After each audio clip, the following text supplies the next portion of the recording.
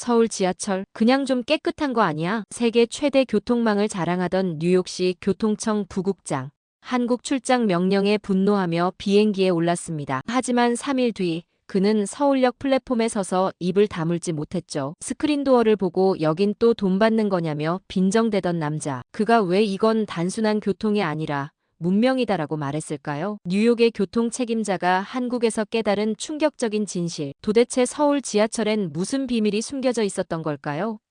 잠깐 영상을 시청 후 재미와 감동이 있다면 구독과 좋아요 꾹 눌러주세요. 저는 뉴욕시 교통청 부국장 엘리엇입니다. 20년 경력의 교통 전문가죠. 제 자부심은 항상 대단했습니다. 뉴욕 지하철은 세계 최대 규모의 24시간 운행하는 몇 안 되는 시스템이니까요. 그런 저에게 어느 날 젊은 직원이 다가왔습니다. 부국장님, 서울 지하철을 벤치마킹해보는 건 어떨까요? 순간 저는 웃음이 나왔습니다. 아시아 국가를 벤치마킹? 말도 안 되는 소리였죠. 서울 지하철? 그냥 깨끗한 거 아냐? 우리가 아시아를 따라간다고? 내가 미쳤구나. 이 말을 내뱉는 순간 제 사무실 문이 열렸습니다. 시장이었죠. 엘리엇, 서울로 출장 가게. 그들의 지하철 시스템을 연구해와. 일주일 후 보고서 받겠네. 반박할 틈도 없이 시장은 사라졌습니다. 젊은 직원의 얼굴에 묘한 미소가 번졌죠. 저는 책상을 주먹으로 내리쳤습니다. 얼마나 세게 쳤는지 손이 아플 정도였어요. 그날 저녁 집에서 짐을 꾸리면서도 화가 가라앉지 않았습니다. 아내는 제 모습을 보고 한숨만 쉬었죠. 당신 왜 그렇게 화가 났어? 서울이 어때서? 내가 세계 최고의 교통 시스템을 만들었는데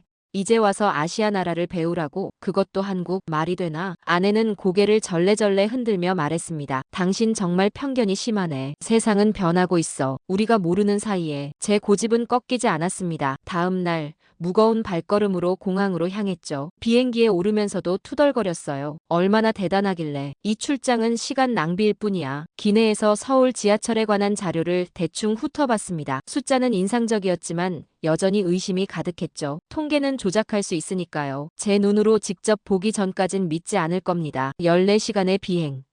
저는 잠에 들기 전 창밖을 바라보며 생각했습니다. 도대체 서울은 어떤 곳일까? 그들의 지하철은 정말 우리보다 나을까? 의심과 불안, 그리고 약간의 호기심이 뒤섞인 채 저는 눈을 감았습니다. 이 출장이 제 인생을 완전히 바꿔놓을 거라곤 그때는 상상도 못했습니다. 그리고 제가 모르는 사이에 비행기는 서울을 향해 날아가고 있었습니다. 저의 편견과 고정관념도 함께요. 하지만 곧 그 모든 것이 산산조각 날 운명이었죠. 인천공항에 도착했을 때 첫인상은 깔끔함이었습니다. 하지만 이건 시작에 불과했죠. 저를 맞이한 현지 가이드 수차는 웃음기 가득한 얼굴로 말했습니다. 엘리엇 씨, 공항 철도를 타고 서울역으로 가겠습니다. 거기서부터 진짜 서울 지하철을 체험하시게 될 거예요. 공항 철도는 인상적이었습니다. 깨끗한 의자, 조용한 객실, 모든 안내방송이 한국어와 영어로 나오더군요. 하지만 아직 별것 아니라고 생각했습니다. 뉴욕에도 공항 열차는 다른 노선보다 깨끗하니까요. 서울역에 도착했을 때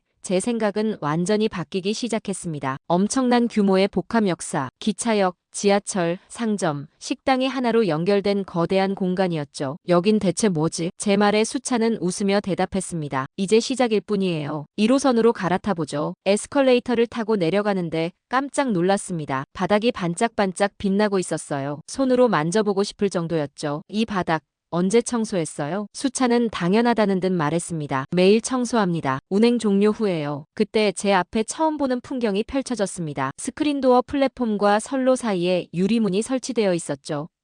잠깐, 이건 내가 아는 지하철이 아니야. 수차는 말했습니다. 안전을 위한 거예요. 2009년부터 모든 역에 설치했습니다. 15년 전부터 저는 할 말을 잃었습니다. 뉴욕은 아직도 이런 시스템을 도입하지 못했는데 말이죠. 열차에 탑승하는 순간 또 한 번 놀랐습니다. 디지털 안내판이 각 역을 표시하고 환승 정보, 출구 번호까지 알려주고 있었어요. 와이파이는 기본이었고 열차 내부는 조용했습니다. 사람들은 대부분 스마트폰을 보거나 조용히 있었죠. 이 사람들 왜 이렇게 조용해요? 지하철에서는 시끄럽게 하면 안 된다고 생각해요. 서로를 배려하는 거죠. 배려. 이 단어가 제 머릿속에 박혔습니다. 뉴욕 지하철에서는 상상도 할 수 없는 개념이었죠. 다음 역에서 아이를 아는 여성이 탑승했습니다. 즉시 2명의 승객이 자리에서 일어났죠. 말 한마디 없이 그저 당연하다는 듯이 말입니다. 이건 항상 이래요. 수찬은 고개를 끄덕였습니다. 물론이죠. 임산부, 노약자, 장애인을 위한 자리도 따로 있어요. 저는 문득 뉴욕 지하철의 모습이 떠올랐습니다. 사람들이 서로 밀치고 소리 지르고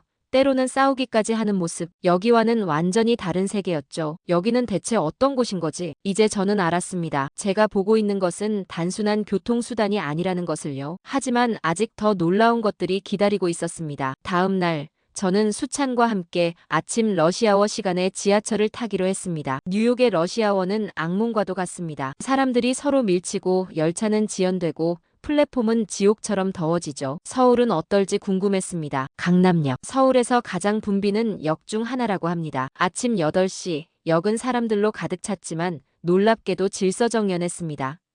승객들은 줄을 서서 차례대로 탑승했고 밀치는 사람이 없었어요. 이 사람들 누가 가르쳤어요? 수찬은 웃으며 대답했습니다. 특별히 가르친 사람은 없어요. 그냥 다 같이 만든 문화죠. 열차에 올라탔습니다. 10,000원이었지만 아무도 소리를 지르거나 불평하지 않았어요. 저는 무심코 핑크색 좌석에 앉았습니다. 순간 수찬이 급히 말렸죠. 엘리어 씨, 그 자리는 임산부 전용석이에요. 저는 화들짝 놀라 일어났습니다. 주변 사람들의 시선이 느껴졌죠. 얼굴이 화끈거렸습니다. 그 자리는 비워두는 게 문화라고요? 네, 임산부가 타면 앉을 수 있게요. 보이지 않는 약속 같은 거죠. 그때 한 임산부가 탑승했고 자연스럽게 그 자리에 앉았습니다. 아무도 이상하게 생각하지 않더군요. 저는 부끄러움을 느꼈습니다. 우리 도시에서는 상상도 할 수 없는 일이었으니까요. 이런 건 아무도 가르쳐주지 않아도 실천하는 거구나. 그 순간 깨달았습니다. 서울 지하철의 핵심은 기술이 아니라 사람이었던 거죠. 시민들의 의식, 배려, 질서. 이것이 없다면 아무리 좋은 시스템도 의미가 없을 겁니다. 다음 역에서는 더 놀라운 광경을 목격했습니다. 노인이 탑승하자 여러 명이 동시에 자리에서 일어났어요. 노인은 감사 인사를 하고 앉았습니다. 그 모습이 너무 자연스러워 보였죠. 뉴욕에서는 이런 일이 거의 없어요. 수찬은 잠시 생각하더니 대답했습니다. 여기서는 노인을 공경하는 문화가 있어요. 유교의 영향이죠. 하지만 그것보다는 그냥 사람으로서 당연한 거라고 생각해요. 당연한 것. 이 말이 제 마음을 찔렀습니다. 우리에게는 당연하지 않은 것들이 여기서는 당연했던 거죠. 열차가 도착한 역은 환승역이었습니다. 수많은 사람들이 이동하는데도 혼잡하지 않았어요. 모든 것이 체계적으로 설계되어 있었고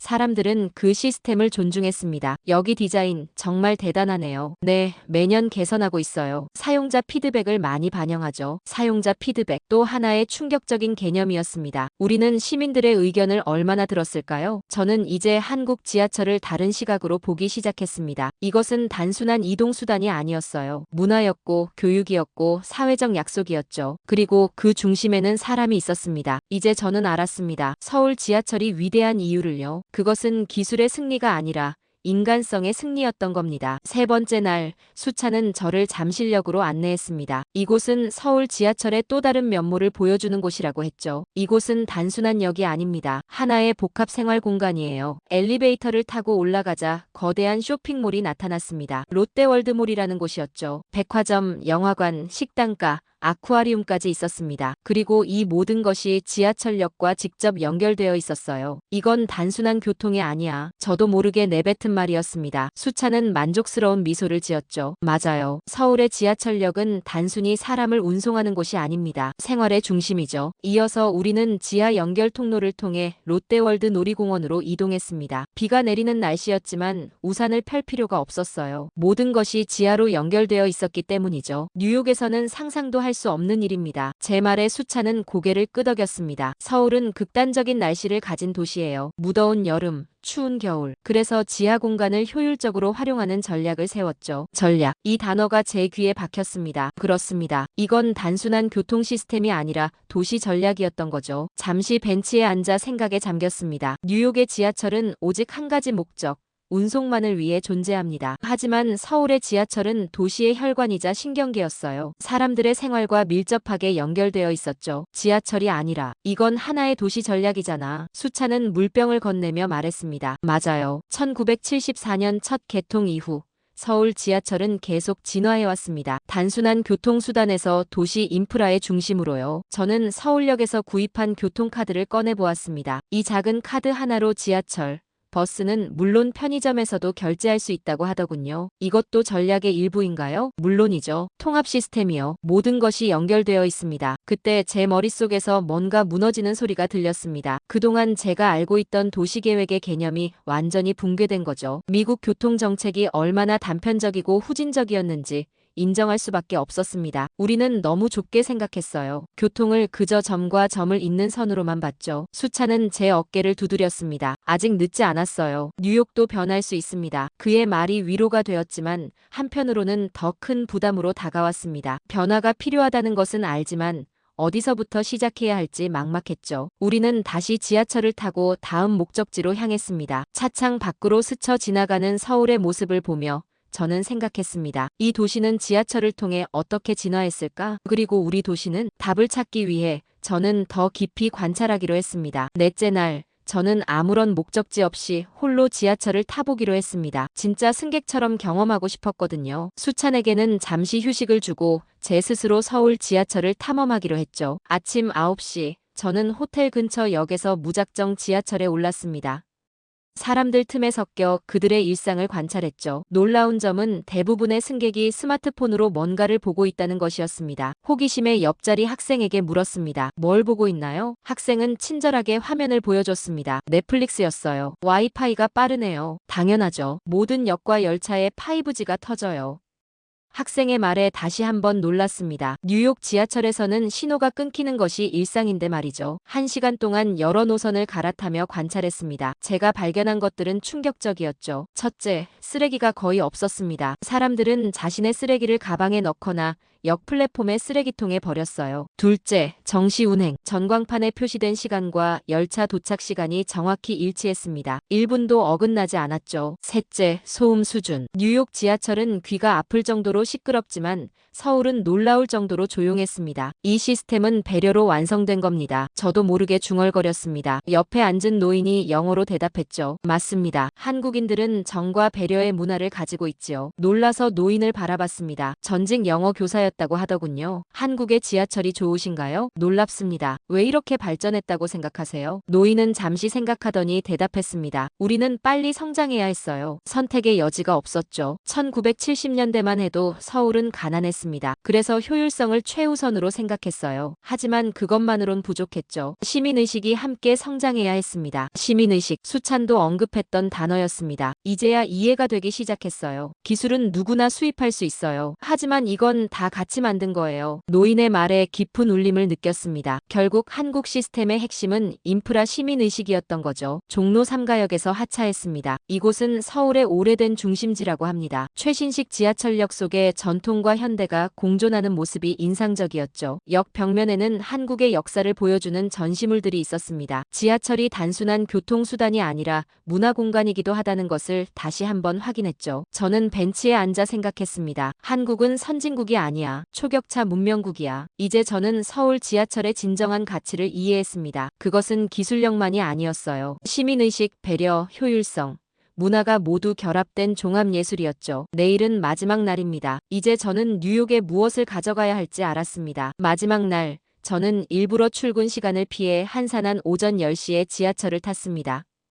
깊이 생각할 시간이 필요했거든요. 수찬도 함께하지 않았습니다. 혼자만의 시간이 필요했죠. 서울역에서 공항철도를 타기 전 저는 벤치에 앉아 노트북을 펼쳤습니다. 지난 5일간의 경험을 정리할 때였죠. 내가 틀렸어. 완전히 틀렸어. 처음으로 솔직하게 인정했습니다. 제 안에 오만함과 편견이 얼마나 깊었는지 깨달았어요. 아시아 국가를 얕봤던 제 자신이 부끄러웠죠. 보고서를 작성하기 시작했습니다. 서울 지하철 시스템은 단순한 교통 인프라가 아니다. 그것은 철학이며 문화이며 기술과 시민의식이 융합된 집단지성이다. 문장을 쓰면서 가슴이 뭉클해졌습니다. 뉴욕과 서울, 기술 격차가 아닌 인식 격차가 있었다는 사실이 더 아프게 다가왔어요. 그동안 우리는 지하철을 필요악으로 여겼습니다. 어쩔 수 없이 타야 하는 불편한 교통수단으로요. 하지만 서울 사람들에게 지하철은 자부심의 대상이었죠. 도시의 자랑이자 일상의 중심이었습니다. 보고서에 계속 적었습니다. 서울 지하철의 성공 요인. 통합적 도시계획. 지하철은 단독 프로젝트가 아닌 도시 인프라의 중심축. 사용자 중심 디자인. 승객의 편의를 최우선으로 고려. 지속적 혁신. 끊임없는 업그레이드와 개선, 시민의식 기술만으로는 불가능한 질서와 배려의 문화, 장기적 비전, 단기적 성과가 아닌 미래를 위한 투자. 저는 잠시 타이핑을 멈추고 주변을 둘러봤습니다. 사람들은 각자의 일상을 살아가고 있었어요. 그들에게 이 모든 것은 너무나 당연한 일상이었죠. 하지만 제게는 커다란 충격과 배움의 시간이었습니다. 뉴욕시는 서울의 시스템을 단순히 복제할 수 없다. 우리에게 필요한 것은 기술 도입이 아니라 패러다임의 전환이다. 시민, 정부, 기업이 함께 만들어가는 새로운 교통 문화가 필요하다. 마지막 문장을 적으면서 결심했습니다. 뉴욕에 돌아가면 변화를 시작할 겁니다. 비록 쉽지 않겠지만 시작해야 합니다. 서울이 할 수 있다면 뉴욕도 할 수 있을 테니까요. 노트북을 닫고 공항철도에 올랐습니다. 창밖으로 스쳐 지나가는 서울의 풍경을 바라보며 생각했습니다. 이제 우리 차례다. 인천공항에 도착했을 때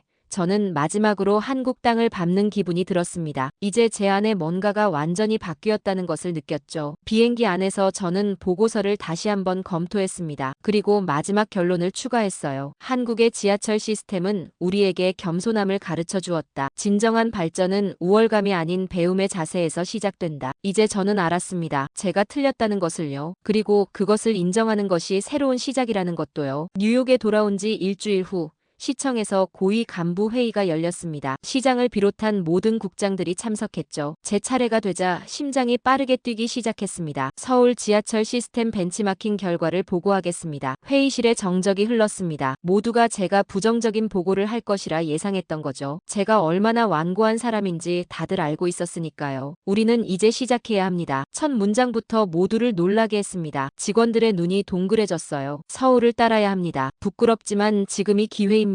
시장은 의아한 표정으로 저를 쳐다봤습니다. 아마 제가 농담을 하는 줄 알았던 것 같아요. 엘리엇, 당신이 맞습니까? 아시아 국가를 따르자고요? 저는 깊게 숨을 들이마시고 대답했습니다. 네, 시장님. 서울의 지하철은 우리가 상상했던 것보다 훨씬 앞서 있습니다. 하지만 그것은 단순한 기술의 문제가 아닙니다. 프로젝터를 통해 제가 찍은 사진들을 보여주기 시작했습니다. 깨끗한 역사, 스크린도어, 디지털 안내판, 복합 쇼핑 공간, 그리고 질서 정연한 승객들의 모습까지. 서울 지하철의 성공 비결은 세 가지입니다. 첫째, 통합적 도시계획. 둘째, 끊임없는 혁신. 셋째, 그리고 가장 중요한 것은 시민의식입니다. 회의실은 여전히 조용했습니다. 모두 제 말을 경청하고 있었어요. 우리는 지금까지 지하철을 단순한 운송수단으로만 봤습니다. 하지만 서울은 지하철을 도시 발전의 핵심 축으로 활용했습니다. 쇼핑, 문화, 예술, 생활이 모두 연결된 복합 공간으로요. 재무국장이 의문을 제기했습니다. 그런 시스템을 도입하려면 얼마나 많은 예산이 필요합니까? 물론 많은 투자가 필요합니다. 하지만 장기적으로 보면 경제적 효과는 투자 비용을 훨씬 뛰어넘을 겁니다. 서울은 지하철을 통해 도시 전체의 가치를 높였습니다. 보안국장도 질문했습니다. 치안은 어떻습니까? 범죄율은요? 놀랍게도 매우 낮습니다. 모든 역과 열차에 CCTV가 설치되어 있고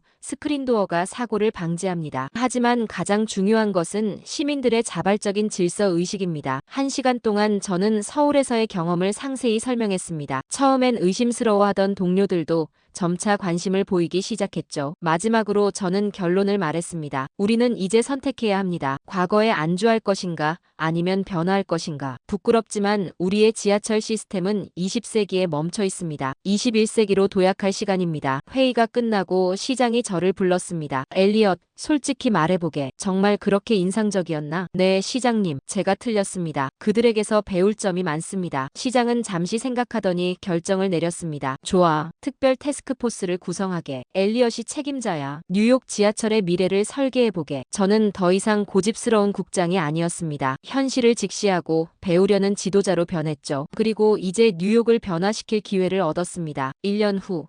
뉴욕 지하철 혁신 프로젝트가 시작되었습니다. 14번가 유니온 스퀘어역이 첫 번째 파일럿 프로젝트 대상이었죠. 스크린도어 설치, 디지털 안내판 도입, 와이파이 강화, 그리고 상업공간 확장까지 서울에서 배운 모든 것을 적용했습니다. 하지만 가장 중요한 것은 시민 참여였습니다. 우리는 Our Subway, 아워 프라이드 캠페인을 시작했어요. 학교, 커뮤니티 센터, 온라인을 통해 시민들의 의견을 모았죠. 아이들에게는 내가 꿈꾸는 지하철이라는 주제로 그림을 그리게 했습니다. 처음에는 회의적인 반응이 많았습니다. 뉴욕 사람들은 절대 바뀌지 않을 거야. 많은 사람들이 그렇게 말했죠. 하지만 저는 포기하지 않았습니다. 서울도 하루아침에 변한 게 아닙니다. 우리도 할 수 있습니다. 첫 번째 변화의 신호는 생각보다 빨리 왔습니다. 유니온 스퀘어역이 개장한 첫 주, 쓰레기통 옆에 서 있던 한 청년이 기억납니다. 그는 바닥에 쓰레기를 버리려다가 문득 멈추더니 쓰레기통에 버렸어요. 작은 변화였지만 희망을 보았죠. 두 번째 신호는 노약자 좌석에서 왔습니다. 처음에는 아무도 지키지 않았지만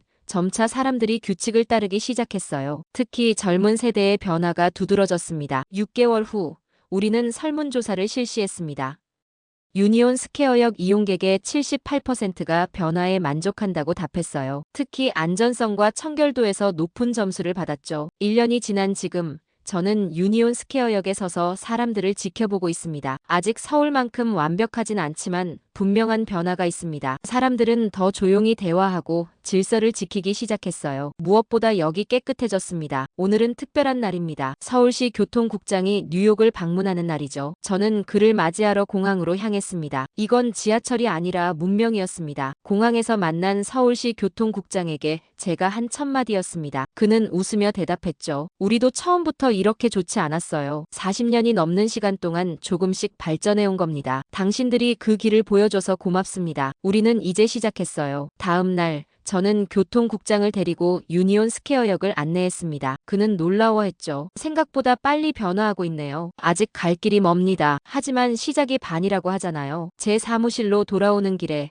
제 책상 위 서울역 사진이 눈에 들어왔습니다. 그 옆에는 메모가 있었죠. 지하철이 도시를 바꾸고 시민의식을 바꿨다. 이제 우리는 뉴욕을 바꿀 차례다. 이 메모는 제가 서울에서 돌아온 날 적은 것입니다. 그때는 이 변화가 정말 가능할지 확신이 없었죠. 하지만 지금은 압니다. 가능하다는 것을요. 뉴욕은 서울이 될 수 없습니다. 하지만 서울에게서 배울 수는 있어요. 그리고 그 배움을 통해 더 나은 뉴욕을 만들 수 있습니다. 저는 이제 알았습니다. 진정한 발전은 자존심을 내려놓고 배우는 데서 시작된다는 것을요. 오늘도 저는 지하철을 타고 출근합니다. 창밖으로 스쳐 지나가는 뉴욕의 풍경을 보며 생각합니다. 이것은 시작에 불과해. 우리는 더 나아질 거야. 그리고 이 여정의 시작점이 된 서울을 다시 한번 떠올립니다. 감사함과 존경심이 가득한 마음으로요. 오늘의 사연은 어떠셨나요? 재미와 감동이 있었다면 구독과 좋아요 부탁드립니다. 감사합니다.